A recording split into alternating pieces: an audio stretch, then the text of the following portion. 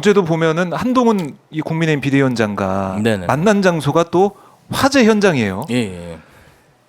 거의 뭐 77%인가요? 거의 그 시장 전체 점포 대다수가 불에 탔는데 그 배경으로 90도 인사하고 어깨 툭 치고 그림 이렇게 만들어 둘이 이렇게 걸어오는 그림 만들고 그리고 상인들 안 만나오고 좀 이거 보면서 아 정말 이거 뭔가 이런 생각하시는 분 많으실 것 같습니다. 그러니까 그 재해 현장을 어떤 세트장으로 생각하는 거잖아요. 어떤 소품처럼. 소품처럼. 예, 그 상인들이 정말 눈물 흘리고 정말 그 아우성 치는 모습을 저도 영상으로 봤거든요. 네. 너무 가슴이 아프더라고요. 진짜 어떤 지원을 못 하더라도 위로를 해주고 올 수 있잖아요. 그걸 사실은 예, 상인분들 예, 국민들이 예. 원하시죠. 예. 아니 뭐 내 재산을 다 회복해달라는 게 아니라 국가 지도자는 와서 위로를 해주고 그리고 지도자가 왔기 때문에 어떤 복구나 지원이 더 빨리 될 거라는 기대감을 가지고 오는 건데 아니 그렇게 상인들 만나지도 않고 가면 공직자들이 상인들을 어떻게 대하겠습니까? 왜냐하면 다 가서 지도자들이 가서 상인들 얘기를 1시간, 2시간 듣는 이유가 있어요. 그걸 아주 지도자가 각인시켜 주거든요. 그런 얘기들이 그러면 후에도 비서들이나 어떤 그런 조직에서 그걸 하고 있는지 체크할 수 있고 그런 기대를 하고 가는 건데 그렇네요. 그걸 마치 세트장처럼 이렇게 하면 거기 진짜 그 이용하는 것뿐이 안 되죠. 그 생각 자체가 좀 무섭지 않나요? 예. 무섭습니다. 예. 그러니까 이해가 안 되고요. 그걸 저는 진짜 이해가 안 됩니다. 예. 만약에 이재명 대표가 똑같은 이 상황에 처해 있다면 예. 이 화재 현장에 갔다면 당연히 주민들 만나서 대화하고 간담회를 하고 그랬을 거라고 생각이 드는데 그거는 뭐 그러려고 가는 거거든요. 예. 2시간이든 3시간이든 기다려서 그 얘기를 들으려고 할 얘기를 다 하시라고 가는 건데 현장을 둘러보면서 충분히 얘기를 듣기 위해서 그래야 사실 복구가 빨리 돼요. 예. 그래야 공직자들도 더 긴장하게 되고. 네. 예. 근데 어제의 그런 모습은 정말 아니 저는 좀 상상도 못하는 일이라 네. 예, 어떻게 저렇게 일을 할까 그래요. 싶습니다. 저희 오마이TV에서도 어제 상인들의 그 모습을 취재해가지고 네네. 저희 영상 오마이TV 유튜브에 올려놨는데 VOD로 많은 분들이 보시고 여러 가지 의견을 좀 주고 계십니다.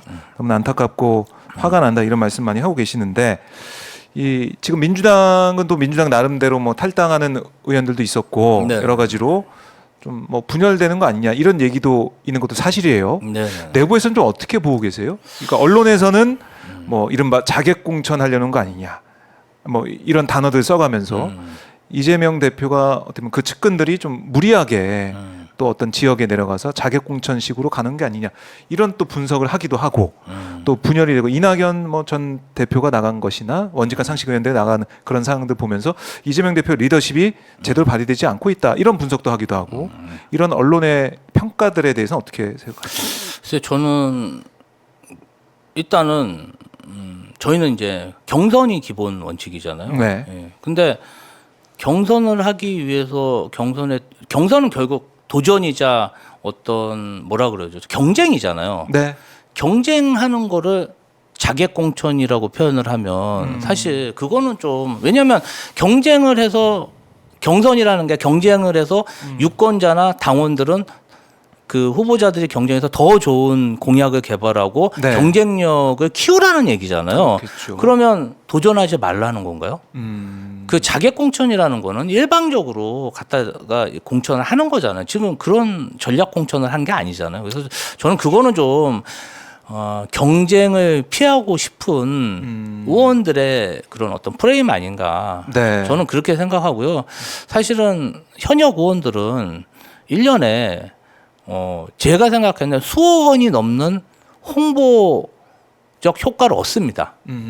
지역 현수막 얻고 뭐 지역 사무실도 있고 그렇죠. 기본적으로 이제 부자진도 있고 고액 연봉자들이잖아요, 부자진이. 그런데 그걸 4년으로 치면 또 8년으로 치고 12년으로 치면 정말 그 홍보 이름값이라는 게 제 네. 생각에는 50억도 넘을 거예요. 그런데 이제 뭐 정치 신인들이나 이런 사람이 와서 도전하는 것조차도 그걸 용납하지 못한다면 저는 좀 민주주의에 반한다고 생각하고요. 네. 제가 이제 이낙연 대표님이나 이낙연 대표는 저는 우리 당의 자산이라고 생각하고 어른이라고 생각합니다. 네.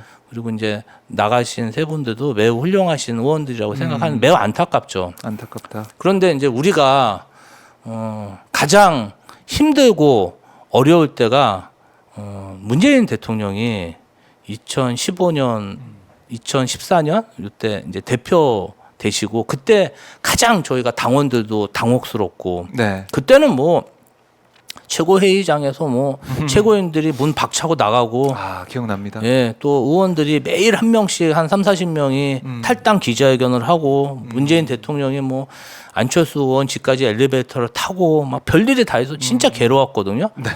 근데 그때 가장 개혁적이었고 가장 위기였지만 저희가 일당이 됐고 네. 그리고 나서 혁신할 수 있었습니다. 아하. 그래서 어떤 성장을 위한 아픔 네. 이렇게 봐야지 이거를 퇴행했다 이런 거는 좀 저는 아니라고 생각하고 있습니다. 그때 돌이켜 보면은 이제 국민의 당으로 이제 분화가 된 거 아니겠습니까? 뭐 이제 분열상이 나타났지만은 네네. 오히려 민주당의 순도는 더 높아졌다. 뭐 이런 평가를 나중에 받기도 했었죠. 그 덕에 박근혜 정권도 탄핵됐고 그 이후에 문재인 대통령 정권도 만들 수 이어지는? 있었고 네. 이어졌기 때문에 기본적으로는 당은 좀 그렇게 혁신하려면 아픔이 있고 네. 예 그런 게 있지만 참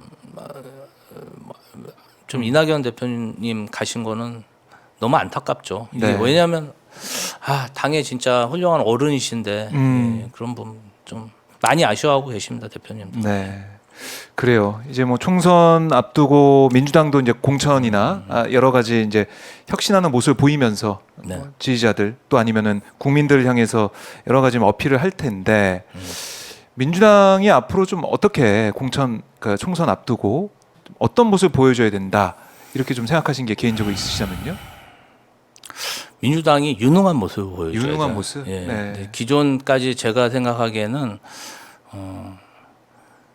정신은 좋은데 네.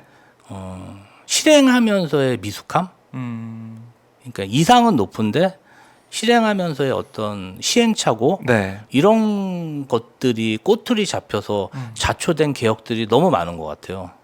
그래서 그런 걸로 많이 좀 힘들었는데 네. 저는 오늘 이제 김남근 변호사라고 음. 민변의 김남근 변호사가 이제 인재 영입돼서 오셨습니다. 맞아요. 예. 정말 그분이 실력이 있고 예, 좀 훌륭하신 분인데 민주당에 그런 훌륭한 인재들이 들어오고 있기 때문에 앞으로의 그런 전망은 굉장히 밝지 않을까 예, 그렇게 생각하고 있습니다. 새로운 인재들. 많이 좀 답답하시다는 분들이 많은데 예. 저희가 의원님들이 진짜 열심히 하고 있습니다. 예, 좀 믿고 기다려 주시면 좋은 성과 나올 겁니다. 네, 예, 예. 좋은 성과. 그러니까 민주당이 그동안 이제 보여왔던 그러니까 국민들이 바라고 있는 것은 좀 유능한 모습을 더 보여달라 그렇죠. 이렇게 보이시는 거고